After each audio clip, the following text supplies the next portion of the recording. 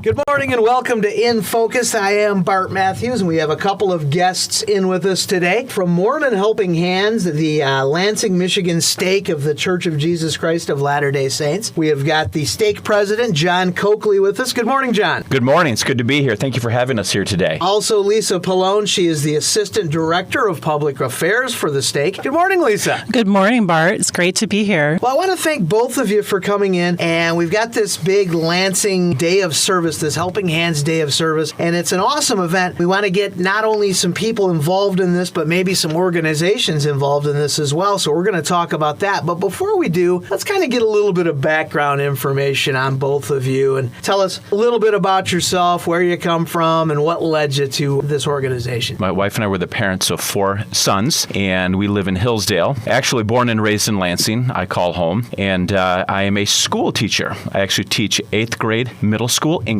Okay. And so this assignment that I have as stake president is volunteer. It is wonderful. I've been in this position for about almost 4 years, and our home base for our stake is in the Lansing area. Kind of explain to everybody what you mean by your stake. Sure, you betcha. The Lansing Stake I'm the president of is actually a geographical area that covers where I'm at in Hillsdale.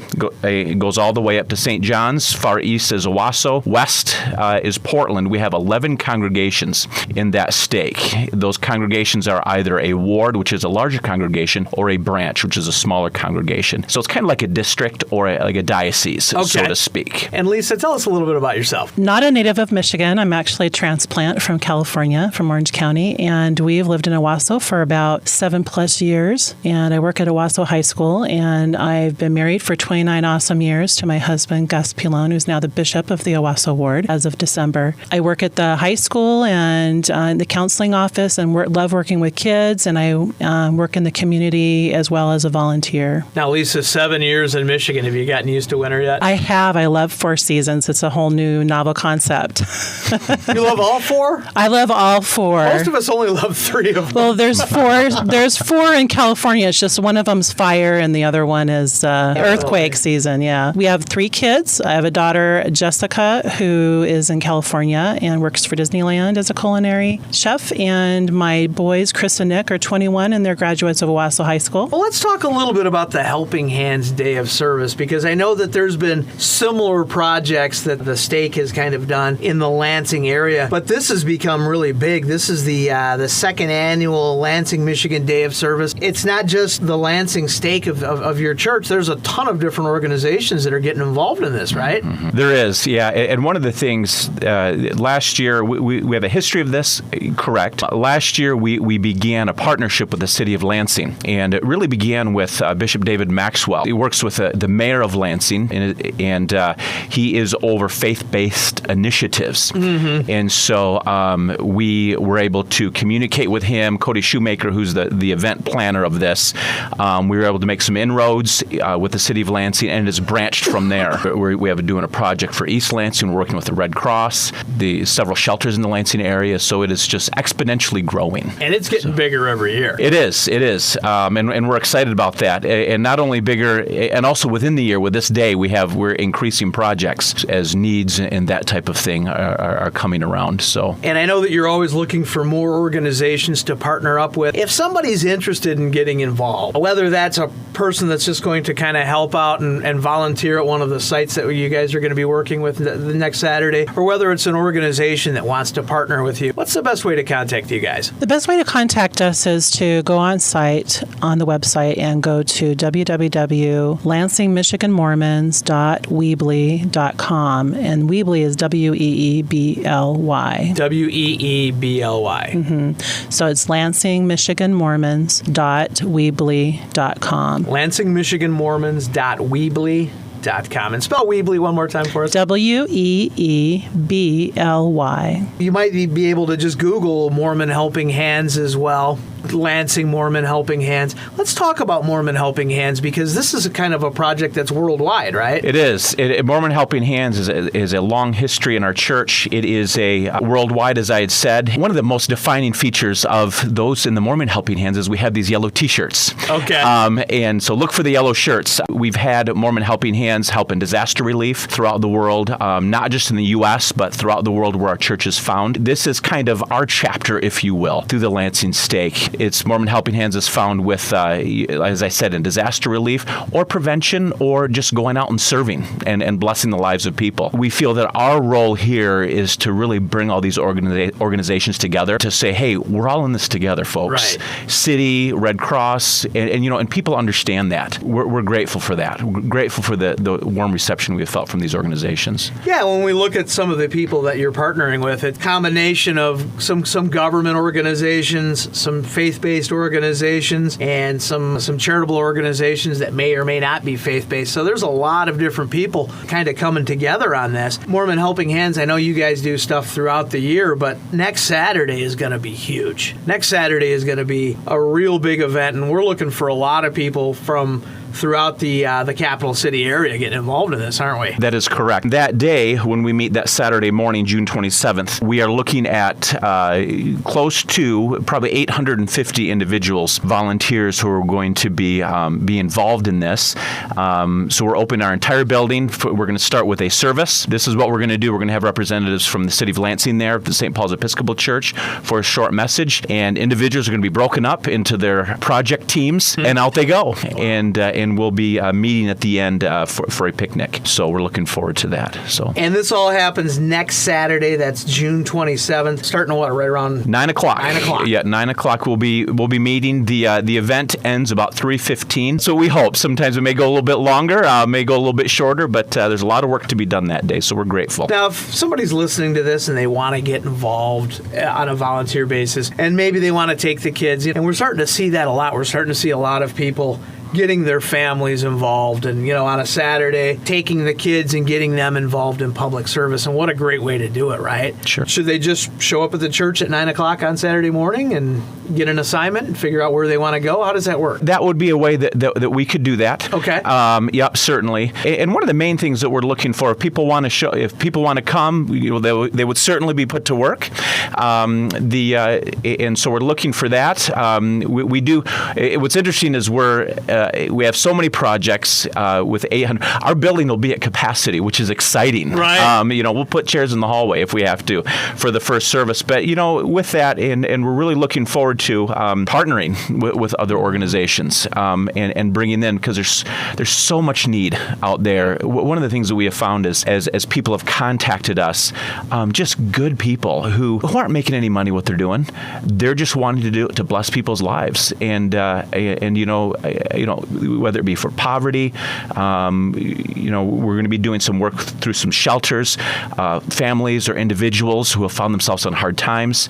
There's just so much need, and we're amazed at the need out there. So. And John, with all these different partners, I'm sure if somebody wanted to volunteer, they could get organized in one of these other organizations too, right? Thank you. I'm glad you brought that up. This isn't a Mormon thing. It isn't a St. Paul Episcopal thing. It's interesting. The first meeting that we had with the mayor's office last year, the question kind of came up, why are we doing this? What it really came down to was government can't do it alone. Churches can't do it alone. Individuals can't do it alone. We really need to bring people together to address the needs in the community. And so if it's with us, if it's with somebody else, I think our message, and the reason we do this is our church bears the name of Christ, is because we follow Christ. And he's the one that we look to. So at the end of the day, why do we do this? It's because we believe in Jesus Christ. We follow him. And whether you're Christian or not Christian is beside the point. I think we're all joined together on the fact that there's need out there. Yeah. What you're doing on this Saturday is going to be awesome. There's going to be so much that's going to get accomplished, but the real accomplishment is laying this foundation that you've done over the past 2 years layers of all these different groups getting volunteers. Not only all these different groups getting volunteers and getting their own networks of volunteers, but all of these groups being able to come together, kind of network and kind of coordinate different things, and to be able to grow that in the community as well, on top of whatever work is going to actually be done on Saturday morning, right? Yes, that is correct. Wherever that coming together happens, I can't underscore enough the support that we've had from the City of Lansing. We had the opportunity a couple of weeks ago to present at the City Council meeting in Lansing, and the City Council is excited and supportive of this, and they're going to be, several of them are going to be coming to that day of service and going to service projects in their ward, and so we're hoping that will have a rippling effect in this partnership. And this year, you're not just working with the City of Lansing, you're also working with East Lansing, is that right? That is correct. We have, and we're just making some inroads with the City of East Lansing, and it's wonderful. The East Lansing is actually where our stake building is located. Okay. So just on the outskirts of Lansing there, we have one project that we're doing with the City of East Lansing. It's chipping and clearing a trail that's in the city, and so we're hoping to get more, hopefully in the years to come. You're listening to In Focus. This is Bart Matthews, and our guests this morning, they're from Mormon Helping Hands, actually, to be a little bit more specific, the Lansing Michigan Stake of the Church of Jesus Christ of Latter-day Saints. We've got Stake President John Coakley with us, and also the Assistant Director of Public Affairs, Lisa Pilon, is with us this morning. And we're talking about the big Helping Hands Day of Service that's going to be this Saturday morning, mostly in Lansing, but there's some projects in East Lansing as well. Let's kind of talk about some of the different projects, because there's three main categories of different places where there's work that's going to be done this Saturday. So let's start off with some of the work that we're doing with some of the cemeteries in the area, because especially with the Veterans Project, this is some really neat stuff that you guys are doing. It is, and I appreciate that. We're excited about all the projects. Sure. The cemetery project with the veterans and the American flags, partnering with the VFW in the city as well as the City of Lansing. As you know, on Memorial Day in cemeteries, particularly in the City of Lansing, speaking of that they put flags out on each of the veterans' headstones. As we know that wind, weather, Michigan weather, sometimes is not too kind to those flags. Sure. And so what we're going to be doing that day, one of the projects, the city has pulled those flags on Flag Day, all of them. They're going to be categorized into good shape, we can use them again, in need of repair, or they need to be disposed of properly. And so we're going to have a team of folks there at the cemeteries on site repairing flags. And where the VFW comes in, those that are beyond repair, we don't throw them in the trash can. We don't, there's a proper way to take care of those flags. So the VFW are going to help us take care of those properly. Yeah, and that's very important.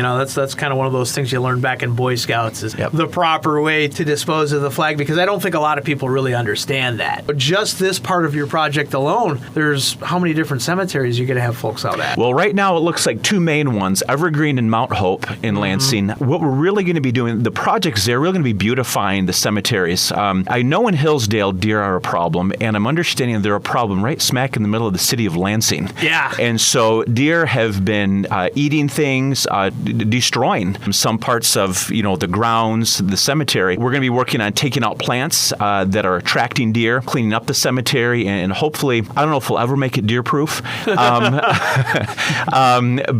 we're sure going to give it a go. Yeah, that's really beautifying those two cemeteries is going to be a big portion of that. And one more time, if anybody's looking to get involved, in this project specifically, maybe somebody comes from a family of veterans, maybe they just want to thank people for their service. If somebody wants to get involved, one more time, what's the best way to get a hold of you guys? Well, I think first of all, I want to just clarify that this is a project for all abilities. So if you're not someone who can get out there and move brush, we certainly have a job that you can do. And one is through the American Red Cross with the project we'll be doing with them, but also at the cemetery project with the flag project. That's a huge one to be able to sit if you have a wheelchair. I mean, we know someone who is on oxygen who's going to be there. Yeah. You can't keep them away. The way to find out more information, including my email address, is through the Weebly website. So again, that's www.lansingmichiganmormons.weebly.com. LansingMichiganMormons.weebly.com. And spell Weebly again for us. WEEBLY.com.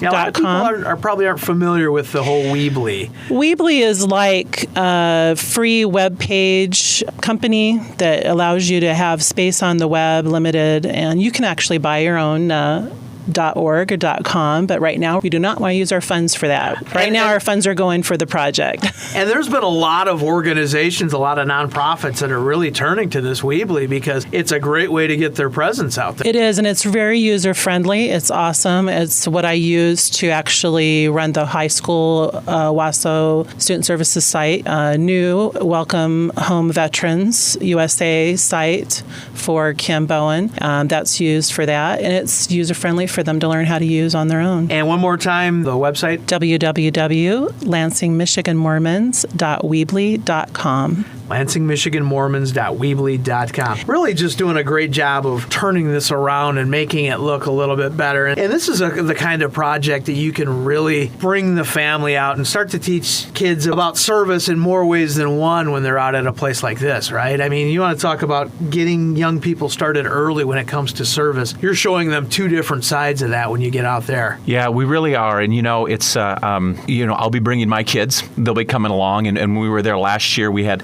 children who were helping. And there's something about when you see that family out serving and working together for something else, for somebody else, whether they're in need or it's just being a school teacher, it's anything to help those youth to, wow, look at all this need and now, kind of turning from that inward outward. It was a great blessing to everybody. But if people want to get involved this Saturday on the Helping Hands Day of Service, that's not the only place that people are going to be going, right? I mean, let's talk a little bit about some of the work that you guys are going to be doing with some of the parks in the area. Sure. Well, we have several parks. We've been working directly with Brett Kaczynski. He is the Director of Parks and Rec for the City of Lansing. He has been our contact person, and so we have several parks throughout the city. Brush removal, painting, just cleaning areas up, beautifying the City of Lansing. I don't know how many parks we have in the city, but we have a number that are going to be in need of some repair, just beautifying those parks. Talk about getting people out. A lot of people kind of take these parks for granted, and if they're getting involved in service to this park, they'll start to take advantage of this resource as well. Because I think a lot of people kind of forget about these places unless you've got little kids that are using a playground someplace. I think a lot of people forget about what a great asset this is, and maybe not only will this improve the parks, but it'll give people kind of a mindset, hey, I've got this in my backyard. I need to start taking advantage of it too. Some of these, I think one or two of them are museum related and also a ball field. So this isn't just about playing at a playground. Right. So this is serious, American game, baseball. There you go. And how many different spots did you say there were? In terms of parks, boy, we have 32 total projects. Wow. Several of those will be involved in the parks. Yeah, so I mean, there are so many different ways for people to get involved. I mean, like you said, 32 different projects, and they're all going on one day. A lot of different ways to get involved. And the cool thing about that is it's easier to find something that maybe is a little bit closer to you, maybe geographically, or maybe something that you're more interested in than something else. So there's something for everybody with this project. There is. There really is something for everyone. All skills, abilities, health-wise, we really want to give that opportunity for everybody to come together and do something. And I think that's what's exciting is that we have some web page designer helpers and filmer helpers that won't even be able to be at the day event, but they're busy working. People who are collecting food and making posters who can't attend. There's so many ways to feed into this project. We have people crocheting hats and knitting hats like crazy right now because that's their part at home. They can play and donate those hats that will eventually make their way to a shelter, and some of those shelters will be here in Owasso as well if we make the whole 1,001 goal. But some of those will be donated to the shelters that are part of this project. So it's that inspiration you were talking about. It's a launch point, really. If you can't even attend, what can you do that day in your community or that day to help a neighbor or to do something? Do something. If you can do something behind the scenes, maybe you can't be on that site that particular day. You've got people that are doing this, that, and the other thing. One more time if they want to get involved. LansingMichiganMormons.weebly.com. And you can probably also Google Lansing Michigan Michigan Mormons. And also on Facebook, we have an event page as well, and you would be able to find it that way with Lansing Michigan Mormons. And I'm sure that there's a lot of people that are listening right now that maybe they're involved in an organization already, and they're thinking about, wow, this is a pretty great network that you've got with your church and the Episcopal Church and the Red Cross and all these other different organizations. And maybe they might want to get involved and partner with you guys as well. And I think that's the thing, is the networking. And one of the things that as we come together, we increase resources, we increase capacity. And I like the thought, on that day, you can, if you're an organization, you can join this conglomeration of service organizations, or at the very least level, on that day, hey, I'm going to do something for someone else that's going to help me think outside myself and bless somebody else's life. So I think that's important. Now, Lisa, one thing that you kind of touched on just a moment ago was some of the shelters, and we haven't really hit on that yet, but there's a lot of different shelters in the Lansing area you guys are going to be working with on Saturday as well. So let's kind of talk about that too. We have donations that have been going on for quite a while, several months now, at each of the different wards or branches in our stake, as well as through other congregations like St. Paul's Episcopal. Their actual church members are very service-oriented and are a great model for giving to others year-round. Really what we've done is Cody and Laura Hunter, who is our Director of Public Affairs, have done an awesome job to assess over this year what the needs are of these shelters. And as we've vetted it out, we've come up with items needed for the drives that we've been circulating, and things like baby wipes and clothing, hygiene needs, items. Diapers, hygiene kits, yes, linens, scrubs for the battered women's shelter. Well, and that's the thing that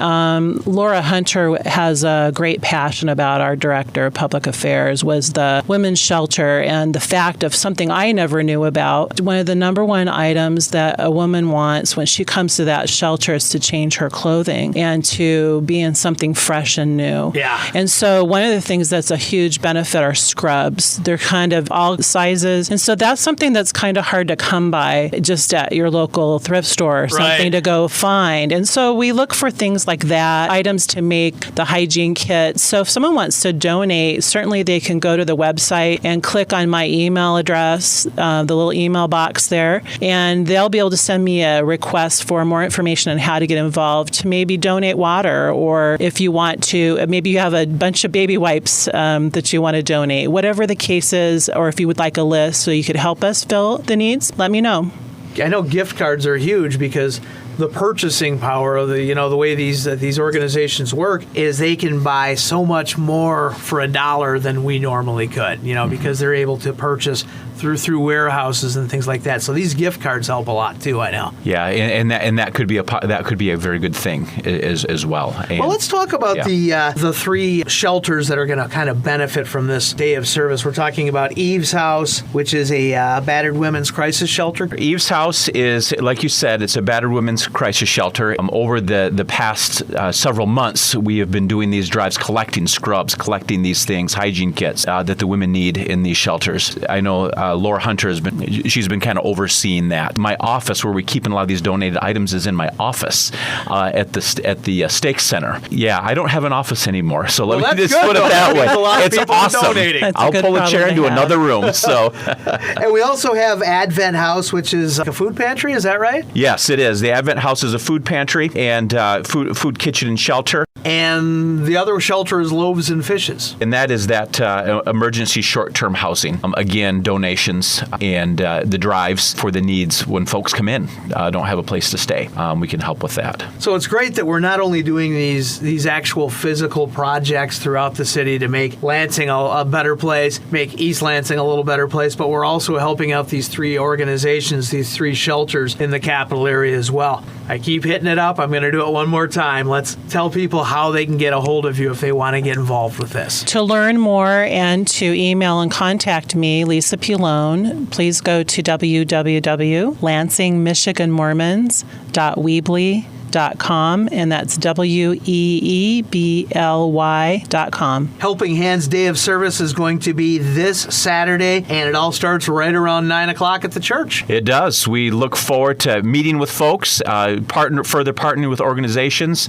and to really that day to lift the burdens of those of our community. And if somebody's last minute, hey, I'm not going out of town after all, tell us how to get to the church. Sure. 431 East Saginaw, and in East Lansing there. We are close to the corner of Abbott and East Saginaw, just down the road heading east on the north side of the road. You'll find our building. Well, we are out of time. One more time, John Coakley, Lisa Pilon from Mormon Helping Hands. Want to thank you both for coming in and wish you best of luck this weekend. Thank you kindly. It's been a pleasure. Thank you. It's been awesome. Thanks, Bart. And I will talk to you next Sunday morning on In Focus.